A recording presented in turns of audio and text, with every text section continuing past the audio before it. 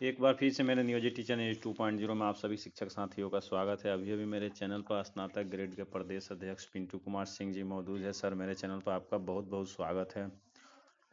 चलिए, आपको भी धन्यवाद। राज्य के लाखों शिक्षक ट्रांसफ़र को लेकर लंबे समय से इंतजार कर रहे हैं। आखिर यह ट्रांसफ़र का जो अंतिम घड़ी कब तक आएगी, कब तक यह समय समाप्त होगा? ये ट्रांसफर पर कार्य शुरू है, चल रहा है। मैं इससे इनकार नहीं कर सकता कि ट्रांसफर के कार्य में काफी डिले हो चुका है। इसकी वजह से शिक्षक काफी परेशान हैं जी और होना लाजिमी, क्योंकि जो समय सीमा दिया गया था उसमें कई बार परिवर्तन हुआ। इस वजह से जी शिक्षक बेहद परेशान नजर आ रहे हैं। लेकिन हम अभी विभाग में थे, ही गए हुए थे, सचिवालय में थे, और वहां से जो को प्राप्त हुई थी, मैंने खुद अपने स्तर से देखा भी, कार्य का रफ्तार भी, कार्य चल रहा था और हमें खुद आश्वासन वहां से प्राप्त भी हुआ कि हम लोग लगे हुए हैं, जब हम इस काम को अंजाम तक पहुंचा देंगे। और आपको बता, सभी जो डिस्टेंस वाले जितने भी आवेदन आए हुए हैं, जी सबसे अधिक संख्या उसी में है ना, दूरी के आधार पर इनके लिए सॉफ्टवेयर बनकर तैयार हो चुका है।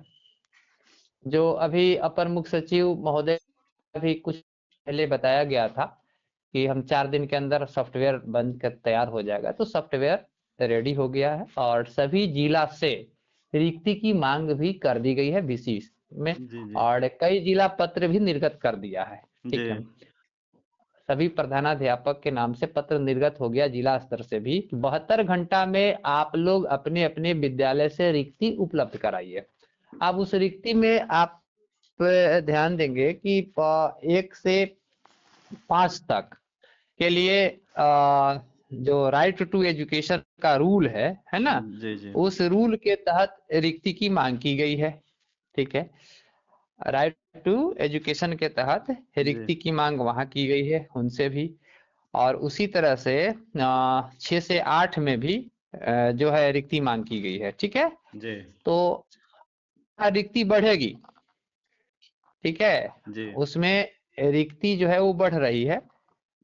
9 से 10 में तो विषयवार जो हाँ शिक्षक नहीं है, वे लोग अपना अपना देंगे। हाई स्कूल प्लस 2 में भी उसी तरह से है।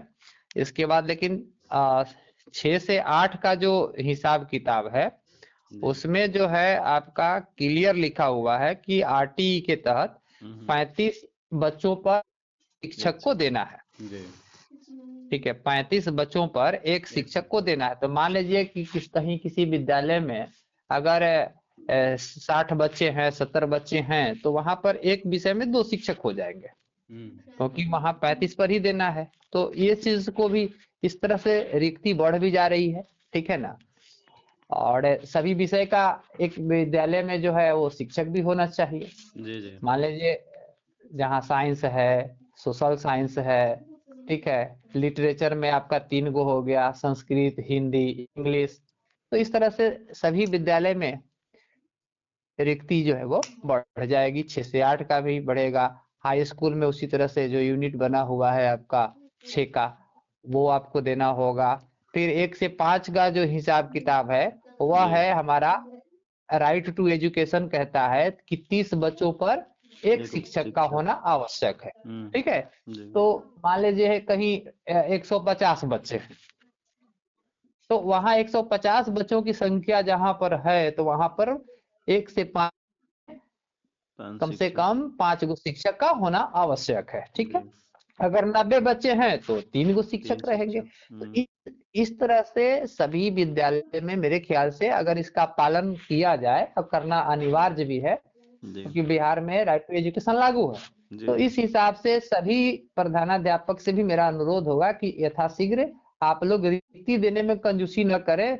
शिक्षक ज्यादा रहेंगे तो आपको भी सहूलियत होगी, बच्चों का भी पठन पाठन बेहतर होगा, है ना। जी और इसलिए रिक्ति जो सरकार की तरफ से मांगी गई है उसके आलोक में हर हाल में रिक्ति भेजने का प्रयास करे। 72 घंटे में रिक्ति मांगी गई है, तो जी 72 घंटे में रिक्ति जाएगी, इस शिक्षा कोष पर लोड होगा और तुरंत राज्य को प्राप्त हो जाएगा, ठीक है ना। जी तो इसके बाद वहां इसको स्वतः ले लेगा सॉफ्टवेयर इसका, ठीक है।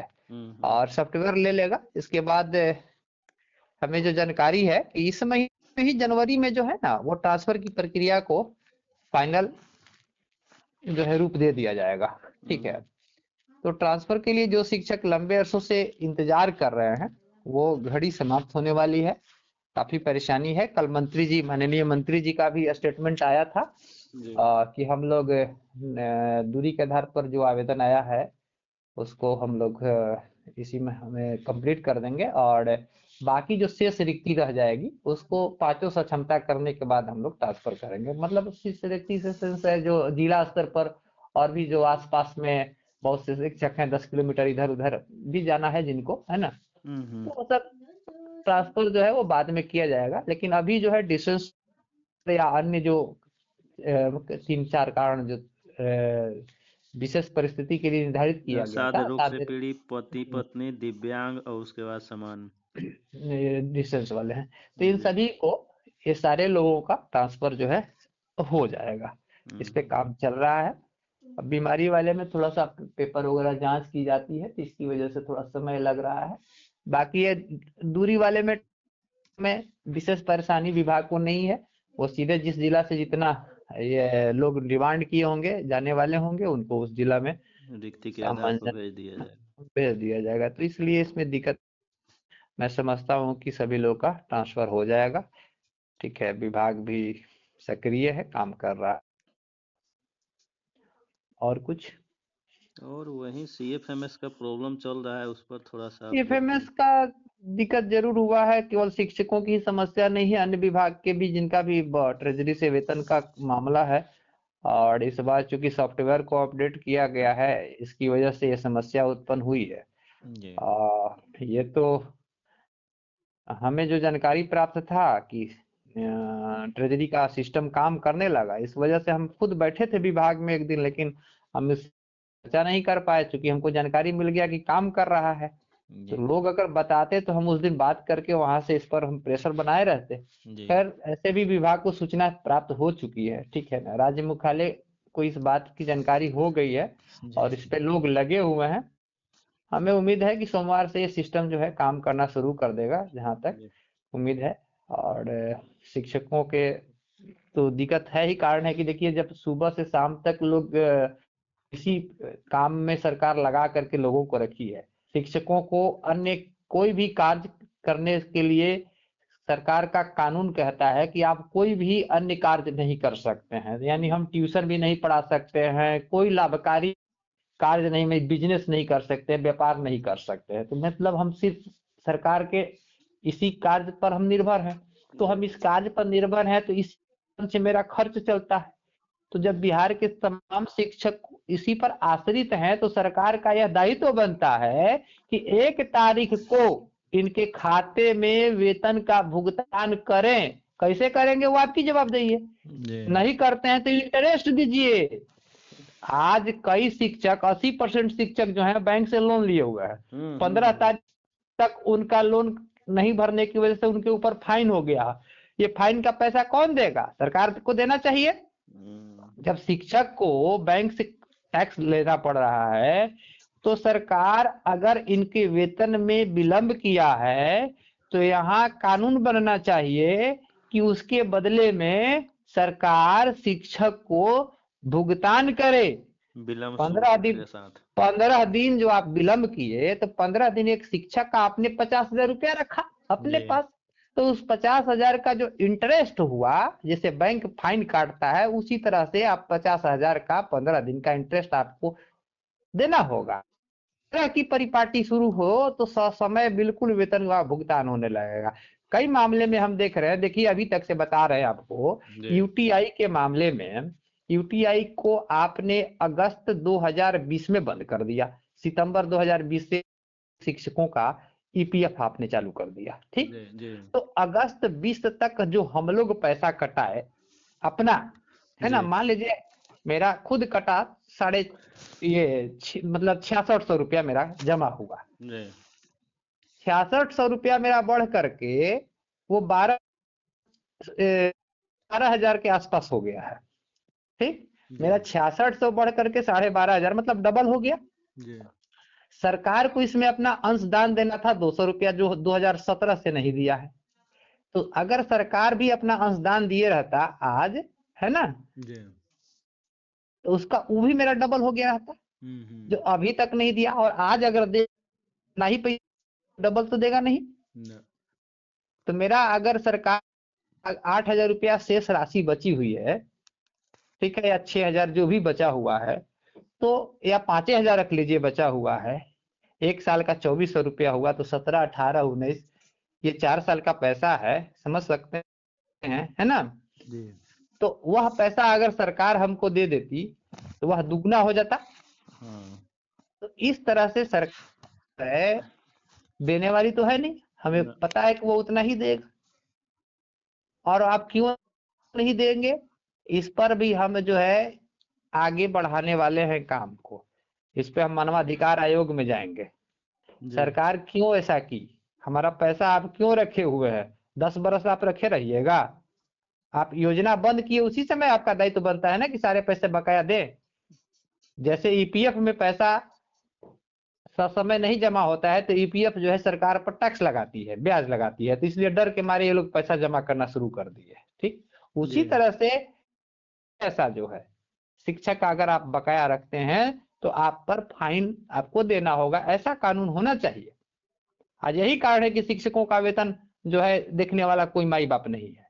हम्म जो मर्जी होता है, पहले भी 3-3 महीना 4-4 महीना में भुगतान होता था।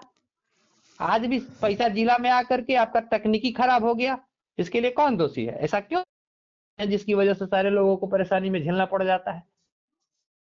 किसी के घर में बीमार होगा, बच्चा बीमार होगा, किसी के घर में माता पिता बुजुर्ग होंगे, कुछ हो सकता है।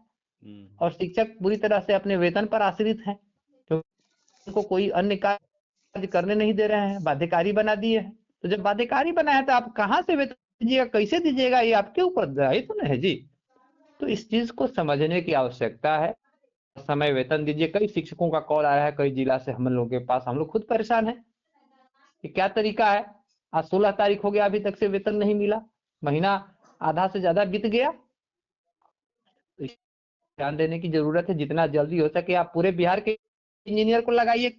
कहाँ से इंजीनियर लगाइएगा, जो सॉफ्टवेयर कंपनी बनाने में इतना टाइम लगता है, तो बंद कर दीजिए। ऐसी नीति क्यों लाते हैं, सस्ता सस्ता टेंडर देते हैं आप लोग सॉफ्टवेयर के लिए। अच्छे कंपनी से सॉफ्टवेयर बनवाइए ना, बेहतर सॉफ्टवेयर बनवाइए। तो यहाँ तो सब चीज में लोग गड़बड़ झाला करता है। यहाँ तो सरकार का आज मंशा यही ही है कारण है परेशान करना, सस्ता प्रताड़ित सॉफ्टवेयर करना। लाया जाता है। आपका ई शिक्षा कोष का ही सॉफ्टवेयर कुछ है उस सॉफ्टवेयर में, कुछ भी नहीं नहीं है। हम्म, जब हैक कर देगा उसको। तो कोई चीज को इतना मजबूती से बनाइए, अच्छा चीज बनाइए कि सब लोग का काम। चलिए बहुत बहुत धन्यवाद, फिर मिलेंगे एक नए वीडियो के साथ, नए टॉपिक के साथ।